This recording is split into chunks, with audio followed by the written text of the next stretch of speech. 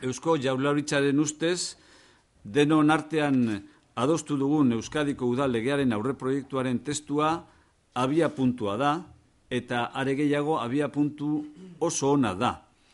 Euskal Erakunde Sistemaren antolaketa osatzen joateko. Bere edukainari dagokionez esan dezakegu, 9 tituluz osatuta dagoela, eta titulu horien baitan sartzen dira 110 artikulu, 6 xedapen gehigarri, 6 xedapen iragankor, xedapen indargabetzaile bat, eta 4 xedapen azken xedapenak.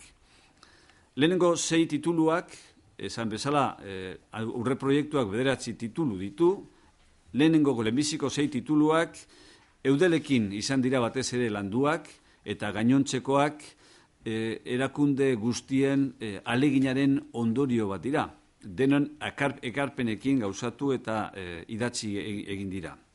Beste 3 tituluak, esan bezala, foru aldundiek eta udalek egindako ekarpen guztiak inkorporatu ditu.